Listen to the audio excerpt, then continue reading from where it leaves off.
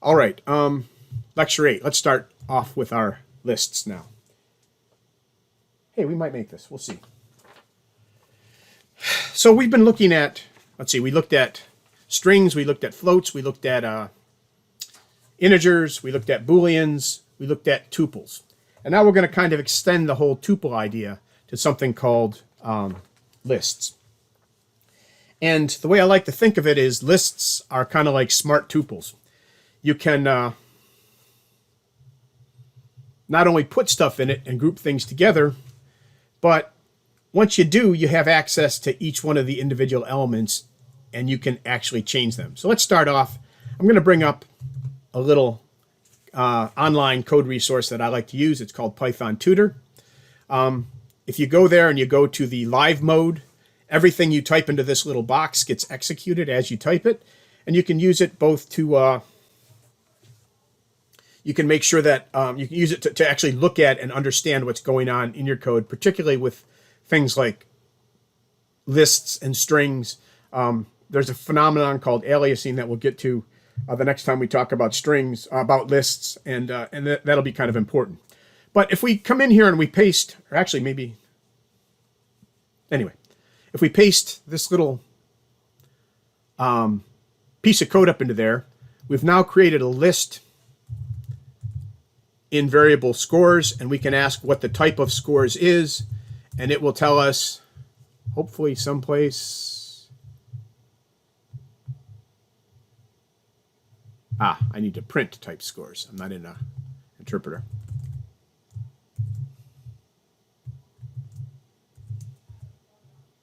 There. And we'll find out that scores is of type list. And list is what we're going to call a container class.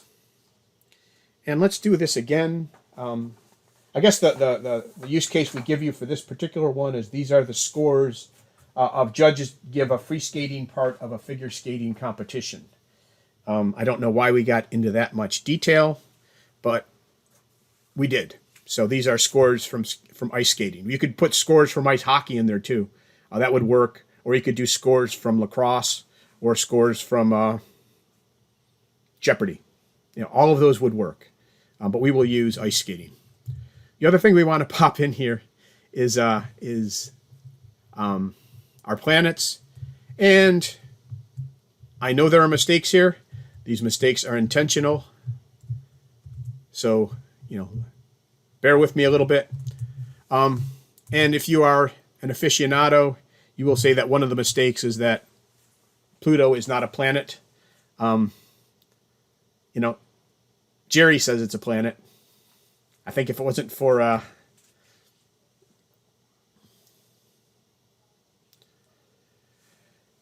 Jerry says it's a planet. Morty says it's not. You know, on this one I'm siding with Jerry. I know that's not really the right thing to do. But both of these are lists. And let's take a look at the format. The first thing you want to notice is that lists can have multiple things in them. They start with a square bracket. They end with a square bracket. And inside they have a number of elements of different types or possibly different types separated by a comma, right? So planets happens to be a list of strings representing the planets of the solar system. Scores are integers representing the scores in a figure skating competition. We could have another list. I'm going to call it ugly for ugly. And that could be a list that has planets and scores. We'll get into this more towards the end of the lecture, hopefully. And that is a list of lists, right? It's a list who has two elements. The first one is the planet, and the second one is the scores, right? So if we print ugly, I don't know why planets would want figure skating scores, but sometimes they do. They're very finicky like that. And if you do, you can see that we have our planets and then followed by our scores. It didn't wrap around though. Okay.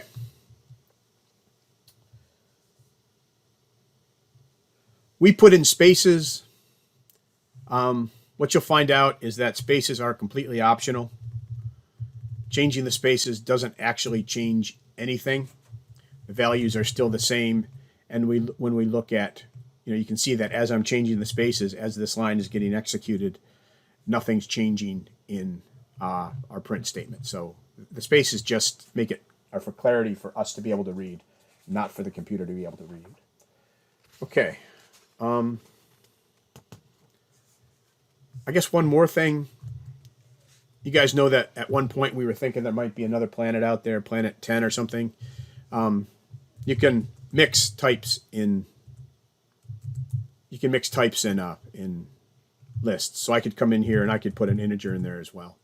And now planets has an extra type, and that type is not a string 10. It is actually the value 10.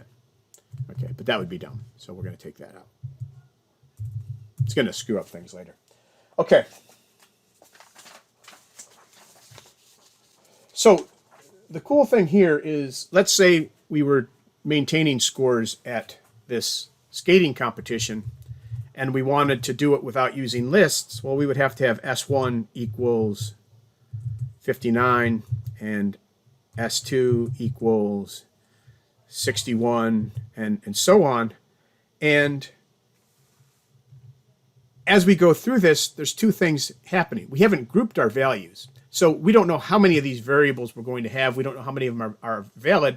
And if we wanted to do something like compute the average or the maximum or the minimum, we're trying to figure out who won, we would have to go through each one of these and individually look at it.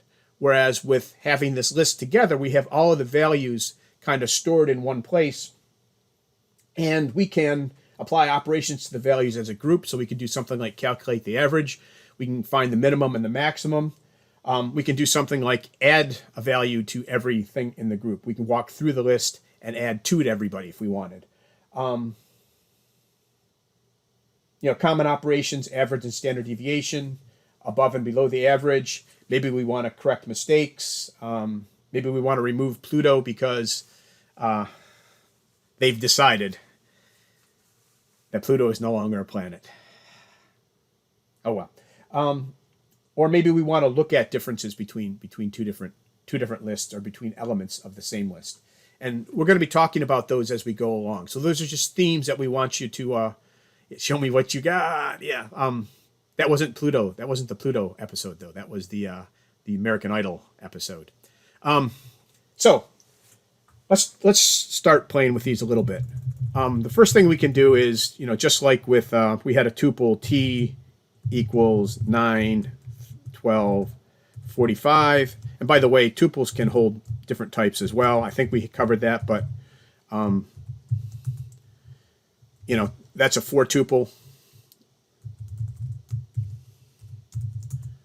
right? 9, 12, 45, Wesley. Just like tuples, we could look at print T0.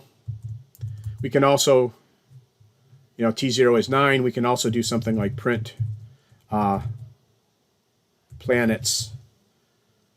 Let's do 2, my favorite planet. Right? 2 is 0, 1, 2, Earth. So we can access individual elements. Each item in the list is associated with a unique element. So Mercury is 0, Venus is 1, Earth is 2, Mars is 3, Jupiter is 4, Saturn is 5, Neptune is 6, Uranus is 7, and Pluto is 8.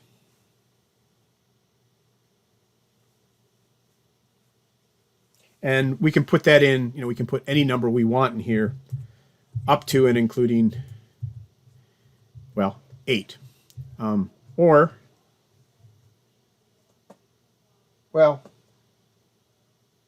We'll get to the negatives in a minute. You can also go negative. We'll get very negative on Pluto in a minute. So the key is we can also use the length operator, so we can ask for what the length of planets is. And that'll tell us that the one thing I don't like about Python Tutor is you actually have to print everything. If we ask for the length of planets, the length of planets is 9.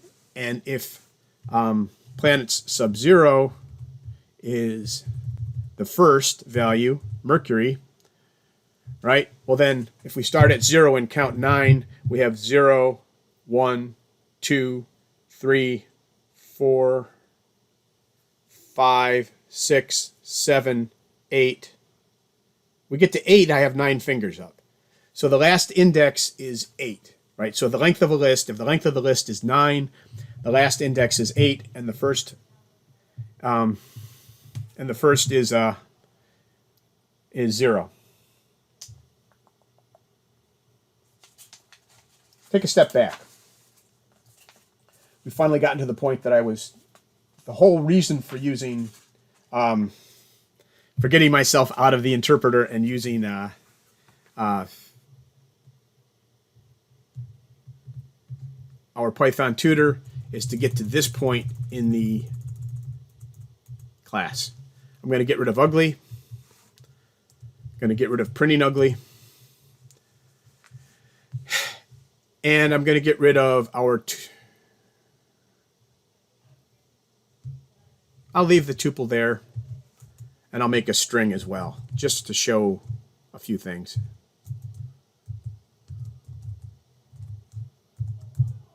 I'm very narcissistic today. Okay. If we look at this, the memory model we want to look at is we take this list, right? The list is from here to here, right? It has, the scores list has 7 elements, right? If we print length of scores, that should be 7, right? Scores has 7 elements. When we assign the list to scores, we're not putting these 7 elements into the scores list. And the reason for that is, well, we don't know how big this list could be. And in particular, lists are not immutable. So tuples and strings are immutable. So once they've been created, they can't be changed. We can make a new string.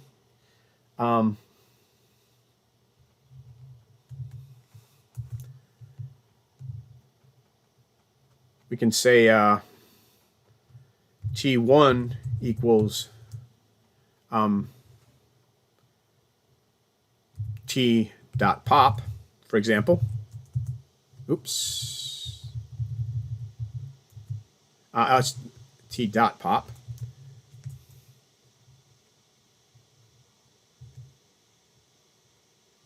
Oops. Tuple has no, what was it? Oh, pop is for lists. Sorry about that. I will just say T0 for now. Okay. We can manipulate the elements of T. We can take them out, but we don't change the fact that this tuple cannot be changed. We can do that with lists. So it's really important to recognize that what we're doing is we're not storing this list in this variable. What we're doing instead is out in memory someplace where we're creating this memory, and we're filling that up with our list. And then back in our good old scores variable, instead of saving 7 like we would if it were an integer, or 42.5 if it were a float, remove is what I should have used, by the way. But instead of doing this, what we're doing instead is we store something that tells us where to look when we want to find this list. Okay, so this is what we would refer to generally as a pointer. So what happens when you store, when you look at a list, or when you create a list, is you create memory out in the great beyond, and then you take and put the address of that memory into a variable, and that's kind of why this whole 0 through n-1, through length -1 comes about. Because the first element of the list is 0 places past this, where this pointer points to. And the next element is 1 place past where this pointer points to, right? So you come here, you count 0, you get to item 1. You count 0, 1, you get to item 2. 0, 1, 2, you get to item 3. So that's kind of the memory model we're going to use. And it's important that we understand this memory model, because as we go on, we're going to start talking about something called aliasing. And we start talking about aliasing, there are either a lot of rules you can memorize, or else you can understand this memory model and just kind of derive it instead. And I would like you, it's much easier to understand the memory model and derive it. So that's kind of where we're going to go. We have some practice problems. We'll walk through these, fairly quickly, but we'll take some time. Generally, I would walk around and ask you guys questions about these, but that doesn't work so good. So we're just going to kind of look at these.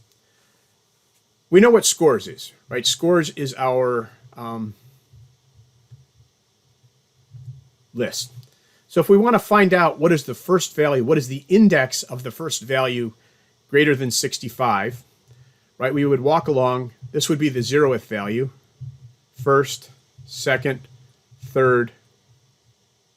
68 is the first value greater than 65, and that's at index 4, right? Which makes sense because we have 7 values in there, 4, 5, 6, right? So 68 is actually the only value greater than 65, and it's at index 4. Similarly, we want to print this value and print the previous and next values, right? Well, we know that we want to print scores sub 4. We looked at how to print the values. So we can come in here and we can say print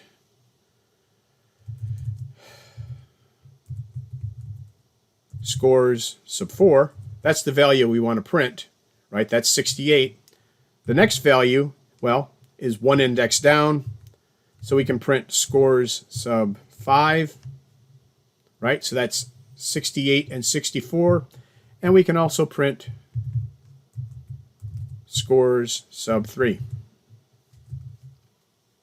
Okay, there's our 3 values. And the final little practice problem, what is the index of the middle value in a list that is odd length? For even length lists, what are the indices of the middle 2 values? Okay, so scores is 7. So if we want to know the 7th one, right? 0, 1, 2, 3, 4, 5, 6. So if we look at that, 63 here separates the list into 2 equal parts. And that's at position 3. So if we do our handy dandy print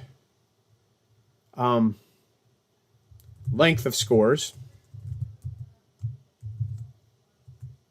right, that'll print out 7. But if we print length of scores integer divided by 2, what do we end up with? Well, we end up with 3. So for an odd length list, right, the length, the middle element is the length integer divided by 2. This is important. Write this down. You're going to need it. It's not going to be on this test because we're not having lists on this test. It will undoubtedly be in both additional homeworks and other and your next test. All right, so scores equals scores slash 2, length of scores slash 2. If we have an even list, let me come up here and put a dummy value of 0 right out in front. Right now, the length of scores is 8.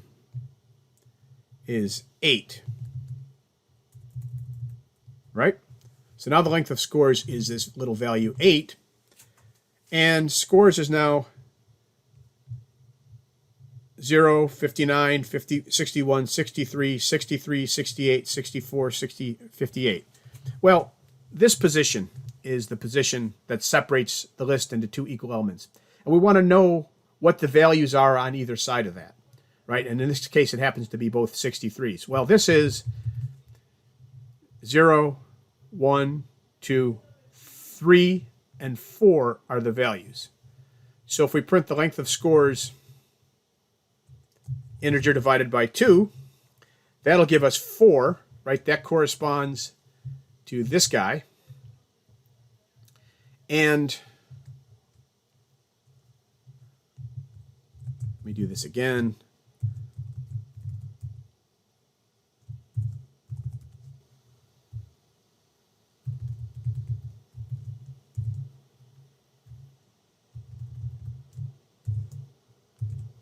Okay.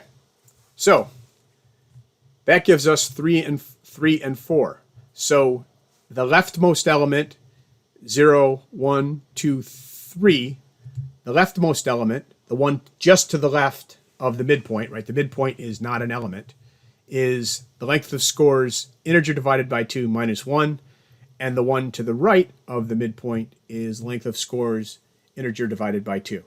Okay, and these are important things to know. So make sure that you know how to get to the middle of a list that's even length and odd length. Yes, I am recording. I'm recording via OBS. But thank you again. I always appreciate being asked. I would appreciate being asked about an hour ago, though. Just to keep in mind.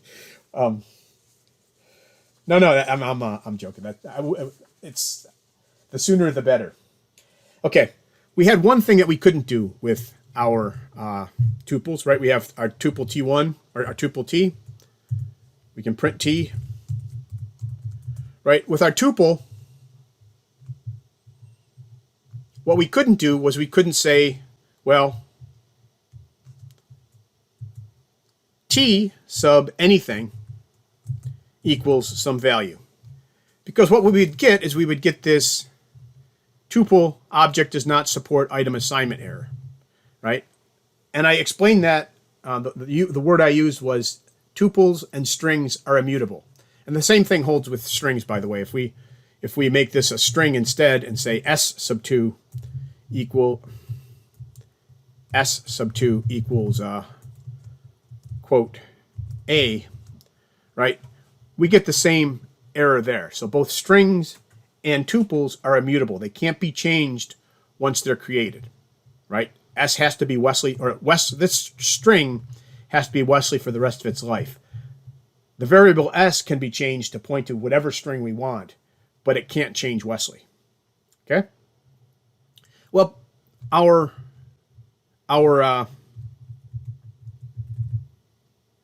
get rid of some garbage here. Lists are not immutable. Okay, and the whole model for lists is this pointer out into memory. And because we have this whole pointer out into memory, we can take and we can put at item 0 whatever value we want. So we can say something like scores sub 0 equals 38,686. And when we do that, okay, we're still stuck here. Yeah, we got to get rid of that too. Okay, when we do that, we now change the 0 to 38,686. And we can do this for any value in scores from 0 on up to, well, 8 is too far, 6, right? 6 is the last, nope. Oh, I added a 0 to it. Let's take our 0 out so we're back down to 7 values. There we are. Okay, so we can add that from anything from 0 up to the length of scores minus 1. Length of scores is 7. Length of scores minus 1 is 6. So we can go, no, this isn't the same as a pen because it's actually,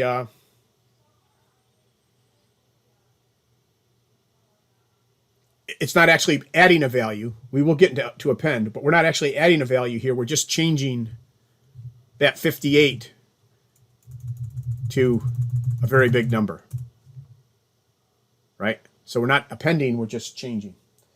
Okay,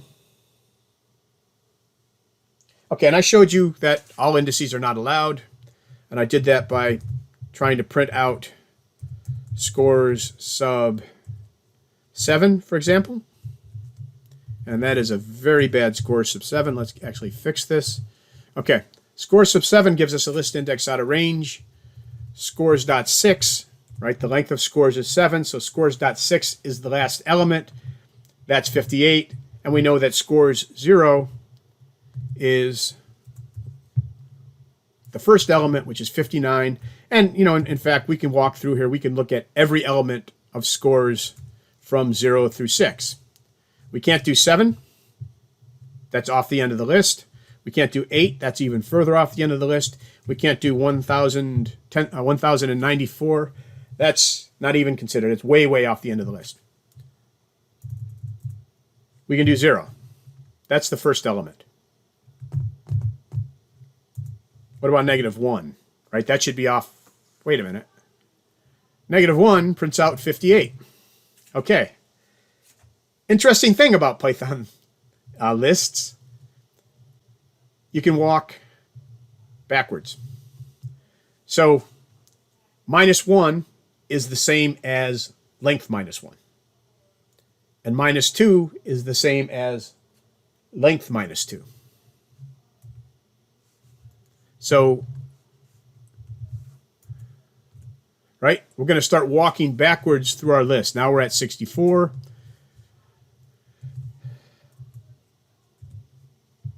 68. 63. 61. I think I missed one in there. And scores -7 is 59. We're back to the front of the list. So you can go from minus the length of the list to positive the length of the list -1. If you go any farther back than that, well, then we have gotten out of range again. So you can't go, so the limit is minus the length of the list to the length of the list -1. All of those are valid values. What you should think about is as you walk backwards through the list, -1, -2, -3, -4, -5, -6, -7, 0, 1, 2, 3, 4, 5, and 6. Okay, so, make sense?